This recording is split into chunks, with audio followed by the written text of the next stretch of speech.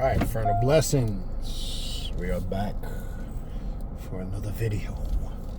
Just back out here real quick as I'm heading out to my usual routine.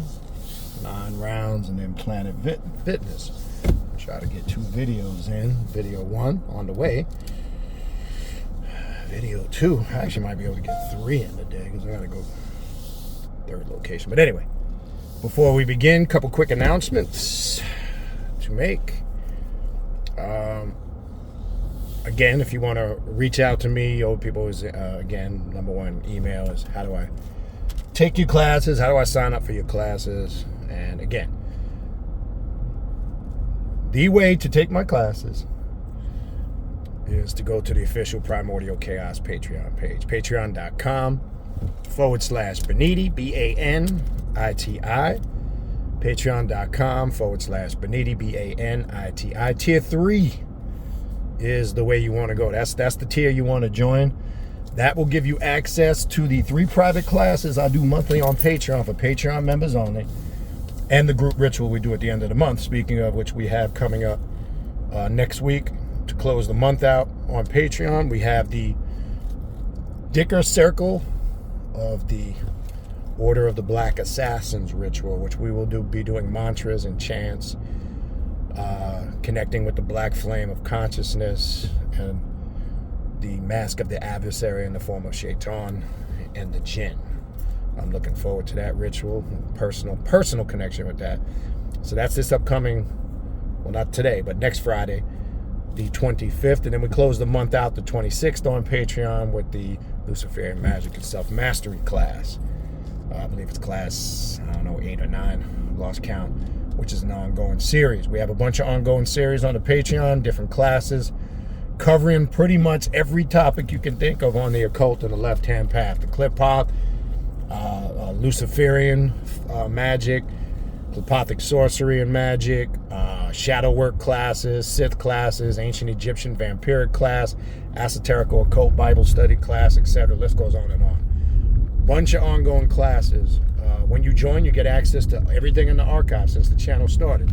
So you don't just get access to the classes when you join moving forward, you also get access to an abundance of content that's already archived. All right, so keep that in mind.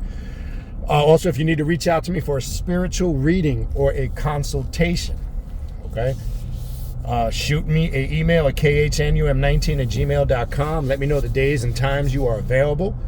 The type of readings I do offer are Clipothic demonic readings, Lilith readings, Lucifer readings, just to name a few. I offer Egyptian oracle readings, Santa Muerte readings, shadow work readings, which is always a good reading to do, period, to help see where you're at on your journey, what you need to be working towards. It'll direct you clearly in the path of what ritual work you should be doing, okay? Also, deity readings with help and assist you with the types of spirits and demons that walk with you so you can strengthen that connection on this path with those spirits and grow and evolve more strongly on your path of self-mastery. Okay, other than that, also 6th annual Journey of the Black Adept Conference. Emails are now starting to come in. I know a couple of you have already signed up. Some of you have inquired. So we are signing people up for the conference. It's set, written in stone, October 19th to the 22nd. Mark it down. Book your travel arrangements, whole 9, same location as the previous 2 years, Cultural Expressions in Hollywood, Florida. Which is great location because it's near all hotels, lodging, minutes from the beach, minutes from the airport. As I said, most people that come just Uber it around. It's that close. If you don't want that extra expense of renting a car. Some people rent a car because they want to see other stuff down here in Fort Lauderdale, Miami, maybe in between. You want to check some sites out. But a lot of people just Uber it. They literally Uber it from the hotel to an Airbnb or a hotel. A lot of people do the Airbnb too, as I've been saying the last couple of years. People seem to get a lot of good deals on the Airbnbs as opposed to the hotels. And it's walking distance. It's restaurants, foods. It's a great location. You have access to everything. And that's kind of why I chose that location, to make it as convenient where you don't really have to go out of your way for food or lodging or whatever. All right. So that's open. Meet and greet Thursday night on the 19th. 20th and 21st, we got classes and workshops all day, ritual later in the evening, and then we go out and eat, chill, listen to some music, and have some fun on Friday and Saturday night. And that's what it is. It's fun. And then we close out the event on Sunday, noon to 4 p.m. on the 22nd, which I'll be doing a question and answer class. Free-for-all. We're going to be talking about whatever we want to talk about. All right, so looking forward to seeing some returning folks and looking forward to see some new people. All right, so if you're interested in attending, reach out. It's that time of the year. We're getting ready to do this for the 6th straight years. This is a tradition that we started out, our own personal tradition that has obviously grown every year now. So this is 6th straight year we'll be doing this. Looking forward to it. Also, all the new content is that I'm doing on the YouTube here, uploading, is available in podcast format on the Primordial Chaos podcast, which is on Spotify and all major platforms. The direct link to the podcast is in the description box of this video. All right. Having said that, I want to talk about the Isolated Consciousness of Set. As I was doing my regular Friday weekly routine, which, as I said, I have a routine where I invoke the mask of the adversary under the form of Shaitan, right? But I also include some invocations that include Set. I read from the Song of Set and I meditate. I have some other little practices I add to that ritual every Friday. It's a regular Friday practice I started a few months ago, in addition to my daily practice, and it really keeps me in line. But when I do it on Friday, it's like it was a gift sent from Shaitan. It charges me up. It sets the tone for my weekend going into the Monday, and then Sunday. Every Sunday now, I've established a regular practice of doing a spiritual bath. Last week I did a Hecate bath. Not sure what I'm going to do this week. But I do some type of spiritual cleansing in the beginning of the week on Sunday, and it really sets the tone for me to get everything done. Personal work, doing this here, doing stuff with the family, my son, my little guy who's got a very active travel hockey schedule pretty much all year round. I didn't think the summer was going to be this active, but it is. But the actual full travel season is kicking off Labor Day. So I'll be hitting the road all over Florida again for the next few months, starting in September. And I'll be headed out of state a couple of times for some out-of-state tournaments. But anyway, it gets me lined up. But the Isolated Consciousness of Set. I want to just get some clarity on this, because there's a lot of way that this is interpreted. I think some people take it to the extreme, or some people are too literal with it. They don't really understand what it means, right? They understand the basic breakdown of it, but I don't think they're fully locked in on what it really means. And let me briefly explain. Okay. All right. When we talk about the Isolated Consciousness of Set and the black flame, which is connected, there's one concept in Egyptian Heka, or working with Sethnian magic, or working with Set in his draconian Egyptian form, his darker vampiric aspect, or a darker aspect. We're not talking about throw all out the window mainstream kinetic fluffinism, as I like to call it, because as you know, they've taken a lot of those Egyptian concepts and they've religified them, right? And they've demonized Set like the biblical god, or the biblical devil god of the Bible, right? We're not talking, that's all bullshit. I've already been over that. As you know, what they don't tell you in the Fluffinator path is Set at one time held the position that you currently see in modern Egyptian Kemetic doctrine, with the position that Osir or Osiris holds. He was one of the highest deities in Egypt prior to the 21st, 22nd dynasty. He was the one that assisted Ampu in guiding the individual or the initiate through the underworld, guiding the soul through the travels that it had to go through to reach, quote unquote, its destination, or evolve into that form they needed to evolve to reach, quote unquote, the afterlife. And I'm just using basic terms. After that whole takeover by the Osirian cult and the cult of Set not wanting to conform and wanting to stay doing what they were doing their own thing, the powers that be that were in control changed the narrative. Set became demonized because the cult of Set and those who had Set, the priests of Set who had that following, refused to conform to the mainstream doctrine that the Osirian cult was trying to perpetrate through Egypt at that time, right? When you go back and do the history. So Set is not that demonized biblical god modern day Egyptologists or people that study Kemetic doctrine make him out to be, because they don't understand who Set really is. Okay, so I'm gonna make that crystal clear, right? Go do the research and you will see he was upheld as one of the most highly respected and influential gods in ancient Egypt. That's what makes him unique. What also makes him unique in reference to isolation, when you read the story of Set and how he was birthed. As the story goes, he was birthed into the universe by ripping himself from the womb of his mother Nut. Right? Now there's symbolicism in there and deep science, because Nut's the sky.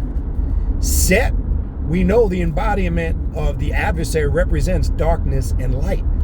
And one of the key elements of Set, he represents that fire, which is the light and supreme darkness. And we know darkness and light is what emerges from the sun in the form of the sun and the moon, right? So there's the lunar mysteries of Set that deal with his dark occult mysteries, and then there's the mysteries of illumination or light that deal with the fire and the sun. So he ripped himself from the womb of his mother Nut, right? The sky, because he didn't even want to wait to be birthed the normal way into the universe, right? That's why he's sometimes referred to as the unique one, because there's many attributes of Set that is critically unique, right? There's still the debate ongoing today. The animal mask that Set wears, what is that, right? There's no clear-cut definition, and there's a reason for that, because he is the undifferentiated one, right? He is unique. Some say, well, it looks like a jackal, it looks like a donkey, looks like a horse, it looks like this.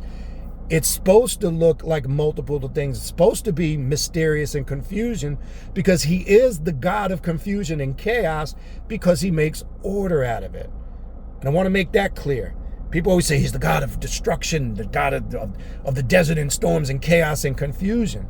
Yes, he brings that up intentionally within the initiate, so the initiate can deal with it head on and master it. Not because that's his job. He sits around just causing chaos and confusion. He says, look, here's your bullshit, and throws it on you strongly. You need to fix this shit. And if you don't, he can be very destructive, and he'll keep pouring it upon you until it devours you. So you'll either willingly address it, or you'll either get completely annihilated, destroyed, and devoured by it. You pick. I think the choice is easy there. Now, why it's referred to as the isolated consciousness of Set. Having said that, remember, these videos are just quick tutorials. You know me. I've talked on these topics over the years. I could do a 4 or 5 hour video on this. So I got to give you the 30 minute video on this, okay? So the isolated consciousness of Set represents the individual completely separating themselves from a conformist mentality. What do I mean by that? When you come on the left-hand path or the occult, and again, left-hand path, again, is a term that means right is symbolic of doing things the right way, the normal way. The left is, oh, you're going left. It's a symbolic term we use here in the West. That means it's anti-conformist, it's anti the norm, and it represents a path of spiritual sovereignty, liberation, and freedom, as I've been saying. So you take a non-conformist mentality, right? You separate yourself. You don't do things anymore because everybody else is doing them. You don't follow or just hop along with everybody's doing because it's the safe thing to do. You're making that firm declaration that you're going to stand on your own. Now, what happens to a lot of people, and I've talked about this over the years, a lot of people describe their first, could be 6 months to a year or more. It's a very isolated path. You feel isolated from everything in your environment, your surroundings, your existence internally. And some people can perceive that as something, that it's wrong, or may not feel 100% right, et cetera, or if they describe a inner loneliness, right? That is actually a sign or a step that you are making the transition. And it feels like that because everything that is withdrawing from you that created that conformist mentality is starting to be stripped away. Your subconscious mind is trying to transition and connect with the higher self, the real you, the personal daemon that resides within. Because once you start connected with the black flame of consciousness and the isolated consciousness of set, things start to really change and inner awareness. It's almost like your current world, universe, and existence is starting to dissipate. It's almost like you go from completing a full cycle of life. It's like you die an existence, a spiritual death, and you are now transitioning into a new phase. And it's crazy because it feels like stuff that was so recent now feels like so long ago. And as I said, we know dealing with cyclical time, there's really no such thing as past, present, future. It all deals with the now. Everything is happening now. 10 years ago is now. 20 years ahead is now. I've already broke that down. I'm going to do a video. Maybe that's the next one I'll do. Breaking, that's what I'm going to do the next video. I mentioned that a few days ago. Breaking or dispelling the myth of time. But anyway, you go through serious change, and it feels very isolated on a multitude of levels, mental, emotionally, spiritually. Now, I can also tell you this. Again, look at that as a great sign, because when you're connected to this path of isolation, it's because you've been chosen to walk this path. You need to stay isolated in certain aspects so you can grow and evolve to become what you need to become. You're not to sound spooky, but you are a special chosen one that is called to a special path. And in order to be prepared, you must be isolated. Okay, that's why the isolation happens. And not to be the bearer of bad news that it's anything bad, but the isolation never fully dissipates. Because I could tell you this, and I've said this many times in the past, I've been on this path for years. You could have people around you, family, friends, significant others. Even you could be a person that has a lot of people around you, or a person that doesn't have many people in your personal circle. I'm kind of in between. I have a very small personal inner circle. I do know a lot of people. I do deal with a lot of people. I do have an outer circle of people I'll deal with on a certain level. But having said that, there's still that feeling of isolation. And it's supposed to be there if you're on this path. And I've embraced it because there's periods where I just don't want to fuck with nobody. Because, all right, part of it is being a Gemini. That's how Geminis are, right? Geminis have mood swings, right?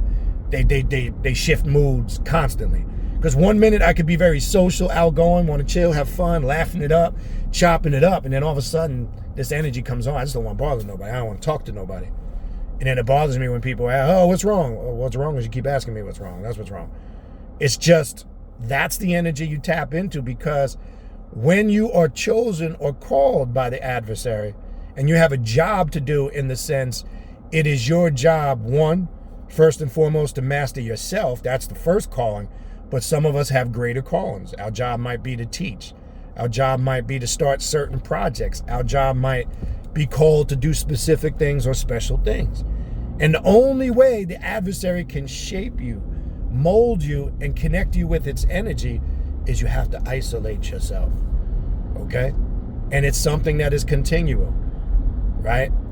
But I always notice, it seems, that it's the first 6 months to a year or so, I'm just giving you a rough estimate as far as time, that people struggle with it.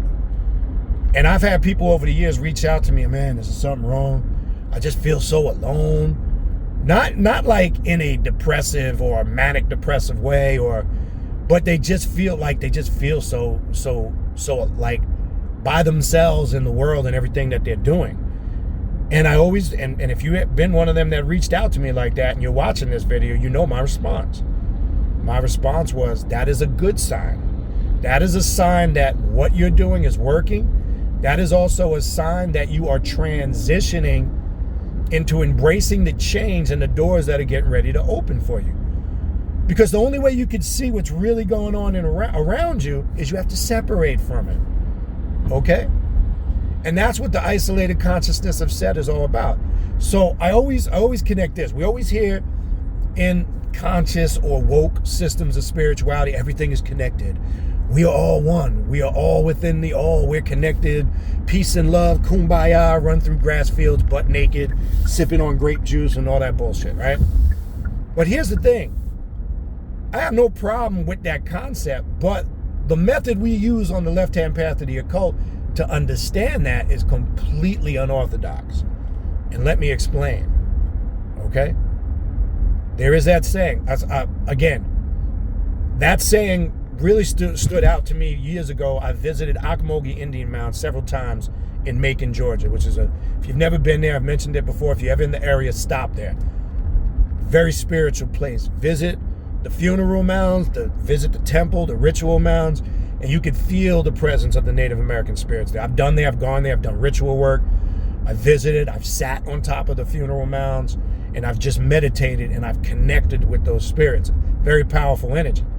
But I say that to say, when you're entering Ocmulgee Indian Mound, right when you come in through the entrance, for those that have been there, and if you haven't been there, take notice when you go, there's a sign as you enter in, all things are connected with the Ocmulgee symbol, right? And that's the area where the Choctaws, the Mississippians, the Yamasee, the Creeks, all those Native American tribes that were from that southeast Florida, Georgia, Mississippi area, right? It's a rich history there, and that's something I got to do more on. I work with Native American Indian spirits. I mean, it's something that was revealed to me years ago. I have Native American Indian spirit guides that walk with me, so I work with them, right? And it's complete opposite energy to everything else I work with. It's where I would probably say I get my tranquil, peaceful side to a degree, if that's the word you want to use to describe it. My inner harmony is a better word, all right?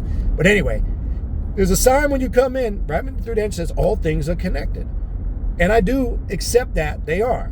But I don't accept the methodology, how they try to force us to accept it. Let me ask you this. If all things are connected and you're just part of that connectedness, how can you see the connectedness? Let me say it again. If all things are connected and you're part of that connectedness, how can you really acknowledge that connectedness? All right, look at it like this. You got a box with 50 marbles in it. In order to see all the marbles connected in the box, you have to remove yourself from the box. So the question is, well, if all things are connected, how do you remove yourself from everything that's connected? Well, that's what the isolated consciousness of Set is about. Because the difference that it teaches you that those mainstream paths don't, in that connectedness, you still retain your individuality. See, even though we're all connected, we're all unique, that we are separate individuals and we retain our individuality, but we're still all interconnected. But the only way you see the connectedness is by accessing that higher self. To be still conscious and aware, you still, to a degree, are your own unique individual. And this is what Set, that whole Set ripping himself from the womb of his mother, he, from the very point of his origin in his story to the very point of the origin in his story, okay, his uniqueness starts at the very point of his birth, okay, at the very point of his birth. That's where his uniqueness and individuality begin. So the isolated consciousness is Set. Why there's that withdrawal? Why there's that separation and that isolation? Because you are now tapping into and connecting with the higher self, the personal demonic self, the genius you, the real you. And in order to do that, you must separate and withdraw from all the things that created those illusionary aspects. Okay? So it's quite simple. It's a very normal process to go through that and feel like that. How it goes exactly and the length of time in that transitionary stage, it's going to vary from person to person. I can tell you from the feedback I get and from my personal experience years ago, it could be 6 months to a year where it really starts to, build up or kick in, etc. That's the best thing I could tell you, okay? That's the best thing I can tell you. So you kind of just got to roll with the punches. You kind of just, it's part of the process, but understanding that process, right? Understanding it, knowing what it is, makes it a little easier in this sense because you're a bit more aware of what's going on, okay? So it's a very normal phenomenon. I don't want anybody to think there's nothing wrong. There's nothing wrong with you. There's nothing to feel out of whack about or crazy about. None of that stuff. This is the normal process of what happens when you're on the isolated path or consciousness of set. All right. I will do a continuation. Well, I don't know if it's going to be a continuation. I will do another video. I'm at my destination. I'm out and about a little late today, a little pressed for time. So that's going to end this video, and hopefully this helps you further. I might do a part 2 to this because I don't know if I'm done. I'll see. I don't know. I just roll with it. You know how I do. But anyway, if you need to reach out to me to take classes, patreon.com/Baniti, Baniti. Tier 3, that's the tier you want to join to sign up for my classes. Gives you access to all 3 monthly classes I do privately on Patreon for Patreon members only, and the group ritual at the end of the month. If you need to reach out to me for a reading, hit me up at knum19@gmail.com, KHNUM19@gmail.com. It's in the description box of the videos. Also, all this new content and existing content is being uploaded to the Primordial Chaos podcast, which the link to that podcast is in the description box of this video. We'll talk soon. More to come. Fernal blessings. And we'll talk soon.